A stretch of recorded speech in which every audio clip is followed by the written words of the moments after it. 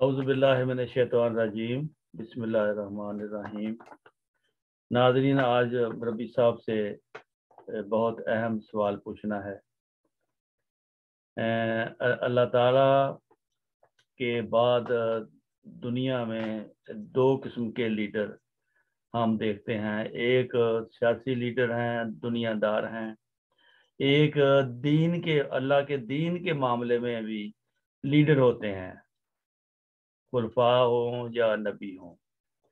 تو میں ان سے یہ پوچھنا چاہتا ہوں کہ لیڈر کی صفات اسلام نے کیا بیان کی ہیں اور کیا ہونی چاہیے؟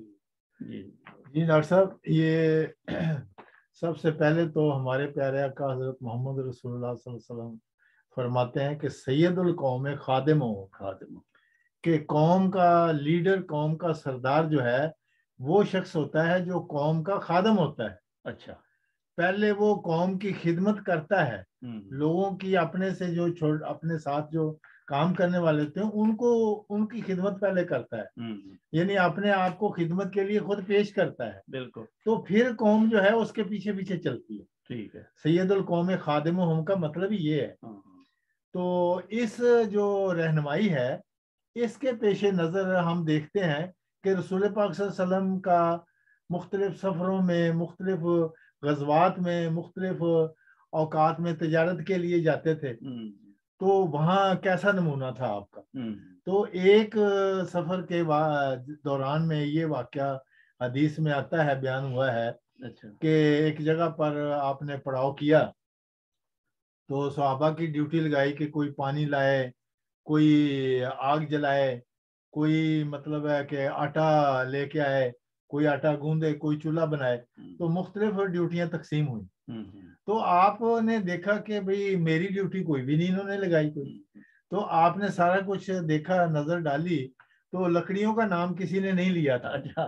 تو آپ نے خود فرمایا کہ بھئی آپ نے باقی سب نے تو ڈیوٹیاں لے لی ہیں، تو میری ڈیوٹی تو کوئی بھی نہیں آپ نے لگائی، اور چلے ٹھیک ہے، تو میں اپنی ڈیوٹی یہ لگاتا ہوں کہ لکڑیاں کٹھی کر کے میں لاتا ہوں، باقی کام تم سارے کرو، اور میں تمہیں لکڑیاں لا کے دیتا ہوں۔ تو آپ نے پھر جنگل میں گئے اور لکڑیاں کٹھے کر کے لائے، اور پھر وہ وہاں پہ آگ جلائی اور پھر وہ کھانا پکایا گیا۔ تو ہاں جی، تو یہ واقعہ جو ہے یہ سارے واسطے سبق ہے، یہ ہمارے لیے ایک سبق ہے۔ اور جو لیڈر کامیاب وہی ہوتے ہیں جو قوم سے پہلے خود اپنے آپ کو خدمت کے لیے پیش کرتے ہیں، پہلے خدمت کرتے ہیں۔ ہاں جی، تو حضرت خلیفہ اول رضی اللہ تعالیٰ عنہ بھی یہی فرماتے تھے کہ آج کل، مطلب ان کے زمانے میں انہوں نے خود بات کی، انہوں نے کہا آج کل ہم دیکھتے ہیں کہ جو بڑے لیڈر ہوتے ہیں نا، تو وہ بیچارے نوکروں کو بھیجتے آگے، اور چلو کرسی لے کے آ، چلو میز اتھے رکھ کے آ، اور چل تو پانی بھر کے آ۔ تو لیکن جو اسلامی لیڈر ہوتا ہے وہ خود جا کے پہلے خود کرتا ہے، وہ خود اپنے آپ کی خدمت کے لیے پہلے وہ پیش کرتا ہے، اور بعد میں اس اپنی قوم کو کہتا ہے کہ چلو بھی آؤ میرے پیچھے پیچھے۔ بالکل صحیح۔ تو اسی طرح ہم دیکھتے ہیں کہ حضرت موسیٰ علیہ السلام کا بھی یہی نمونہ تھا۔ اچھا، کہ جب خدا تعالیٰ نے ان کو یہ حکم دیا کہ آپ طور پہاڑ پر جا کر دیکھو، تو وہاں جا کے آپ اپنی وہ عبادت کریں اور اللہ تعالیٰ کا ذکر کریں، تو وہ جب وہاں پر جانے لگے تو ان کو کشف میں یہ دکھایا گیا کہ وہاں کوئی آگ کا انگارہ ہے۔ تو چونکہ سردی کا موسم تھا، تو انہوں نے کسی بجائے اس کے کہ وہ خود کسی دوسرے کو کہتے کہ جاؤ یار پتہ تو کر کے آؤ کہ کی ہوتے، ہاں جی، کہ آگ جل رہی ہے کہ کیا ہوا۔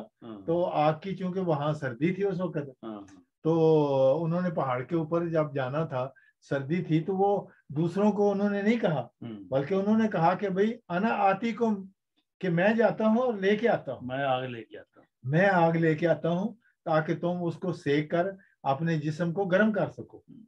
تو یہ دیکھیں کہ بنی اسرائیل کے ایک بہت بڑے نبی گزرے ہیں، صاحب شریعت نبی گزرے ہیں، جنہوں نے اپنے آپ کو خدمت کے لیے یہ کہا کہ اچھا بھائی آپ کے آرام پہنچانے کے لیے میں جاتا ہوں۔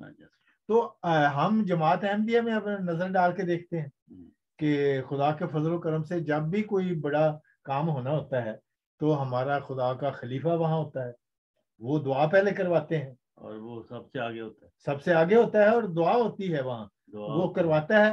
تو اس کے بعد پھر قوم اس کے پیچھے خدمت کے لیے فوراً اللہ تعالیٰ ان کے دلوں میں ڈالتا ہے کہ چلو بھائی اپنے لیڈر کے پیچھے پیچھے چلو.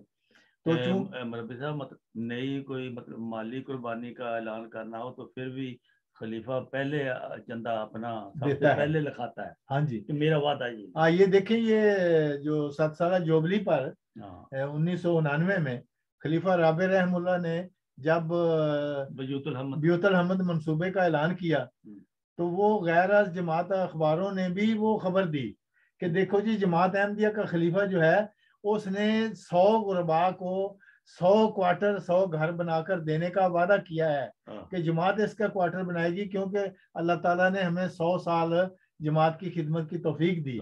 تو فرمایا کہ 5 لاکھ روپے ایک کوارٹر کا جو خرچہ ہے وہ میں خود ادا کروں گا. اس زمانے میں 5 لاکھ ایک کوارٹر کا خرچہ تھا. وہ اس زمانے میں ایک کوارٹر جس نے بنوانا ہوتا تھا تو وہ انجمن کے خزانے میں آ کے 5 لاکھ جمع کرواتا. اچھا، اس لیے آپ نے 5 لاکھ کی بات کی. اچھا، اخراجات اس کے 5 لاکھ آتے تھے.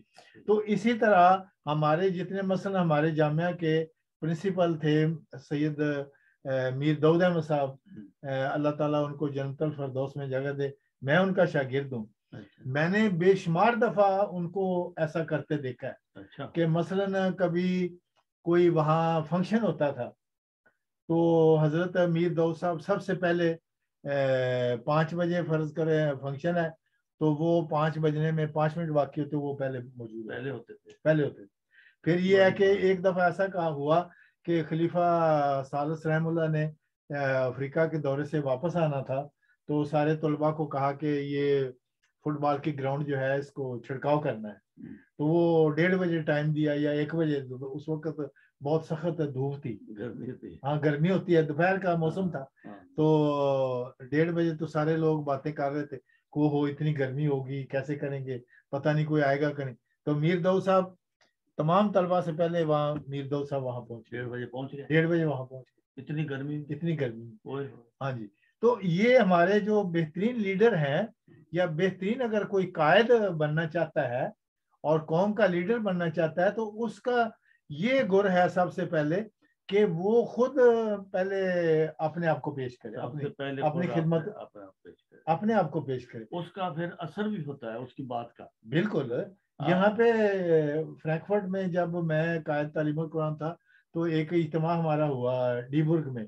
تو میں نے دیکھا، ایک دفعہ نہیں کئی دفعہ دیکھا، چودھری افتخار صاحب جو صدر مجلس انصار اللہ تھے، تو میں نے دیکھا کہ وہ جب کہتے تھے نا کہ اچھا بھیا یہ وقار عمل کا سلسلہ شروع ہونے والا ہے تو اکثر میں نے دیکھا کہ وہ اپنے کندھے پر وہ بڑے بڑے پھٹے اٹھا کے اور بینچ اٹھا کے کرسیاں اٹھا خود جا رہے ہوتے. تو جب وہ خود جائیں گے تو پھر میں اور آپ کیوں پیچھے رہیں گے، خود جائیں گے. تو یہ ایک قوم کو کامیاب لیڈر بننے کے لیے، تو ڈاکٹر صاحب یہ میں حضرت مسلم موعود کی وہ بیان کردہ ایک چھوٹا سا واقعہ تفسیر کبیر میں پڑھ رہا تھا. وہ کہنے لگے کہ واشنگٹن ایک جرنیل کا نام تھا. یہ امریکہ میں جو ایک ملک ہے، شہر ہے نا واشنگٹن، وہ اس نام کا ایک جرنیل تھا. تو وہ جرنیل اپنے آپ کو یہ کہہ رہا تھا کہ بھئی دیکھ رہا تھا کہ بھئی میری فوج یا میرے جو لوگ ہیں وہ کام کر رہے ہیں کہ نہیں کر رہے. تو وہ جب کبھی کبھی وہ اپنے دورے پر بھی نکلتا تھا کہ میں ان کو محکمے میں خود جا کے چیک کروں. تو وہ بیان کرتے ہیں حضرت مسلم موعود کہ وہ واشنگٹن جرنیل جو تھا وہ اپنے محکموں کو مختلف جگہ چیک کر رہا تھا. تو ایک جگہ انہوں نے جا کے دیکھا کہ فوج جو ہے اس کے کچھ جوان ہیں تو وہ نئی بلڈنگ کھڑی کر رہے ہیں. تو نئی بلڈنگ کھڑی کرتے کرتے انہوں نے، اس وقت تو لینٹر کا رواج نہیں تھا، تو انہوں نے ایک بہت بڑی بھاری وہ جس کو گیلی کہتے ہیں اوپر چھت کے اوپر جو اس کے اوپر پھر وہ بالے رکھتے ہیں وہ اٹھا کے اوپر لے جانی تھی. چھتیر. ہاں وہ چھتیر اوپر رکھنا تھا دیوار کے. تو وہ اٹھا نہیں سک رہے تھے. تو یہ گھوڑے پر جا کے تو ان کا معائنہ کر رہا تھا تو وہ لگے تھے کچھ دیر یہ دیکھتا رہا کہ یہ کیا کر رہے. تو وہ بیچارے کوشش کر رہے تھے لیکن وہ چڑھ نہیں رہا تھا.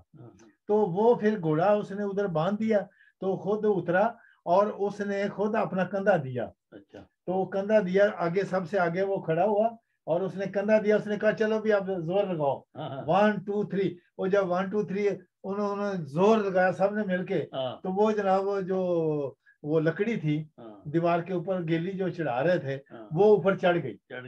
تو وہ چڑھ گئی تو وہ سارے خوش ہو گئے. تو انہوں نے دیکھا, ان کسی کو پتا بھی نہیں تھا کہ بھئی یہ ہمارا جرنیل جو ہے اس نے ہمارے آ کے جا کے کندھا دیا ہے.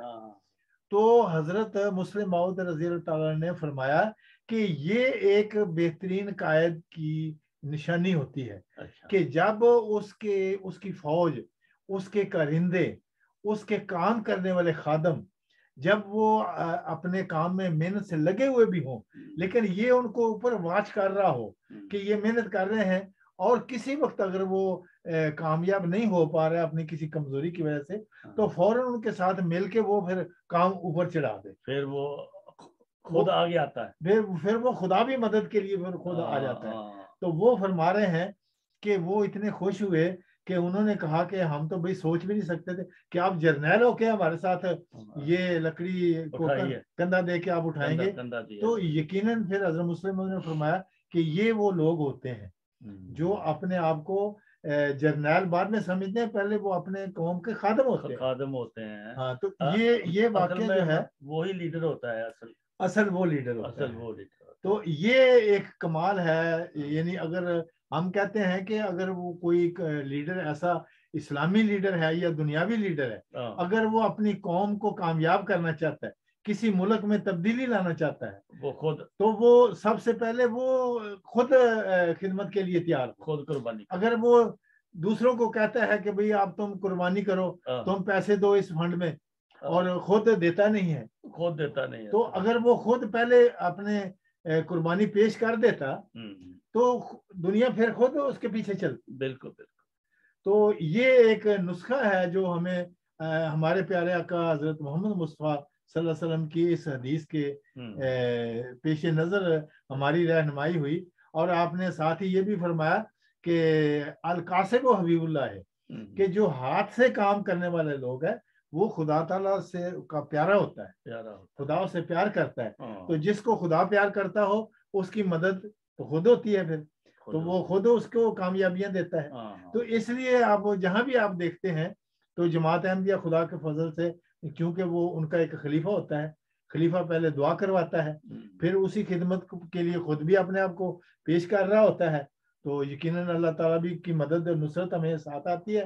اور دنیا میں آپ دیکھ لیں کہ کتنی غریب سی ایک چھوٹی سی جماعت تھی, قادیان سے نکلی, جس کے متعلق حضرت مسیح وسلم خود فرماتے ہیں میں تھا غریب و بے کس و گمنام و بے وطن, کوئی نہیں جانتا کہ ہے قادیاں قدر. تو وہی آج ساری دنیا میں وہ پھیل گئے ہیں, اور انسانیت کی خدمت کے رستے سے وہ دنیا میں پھیلے ہیں. چاہے وہ.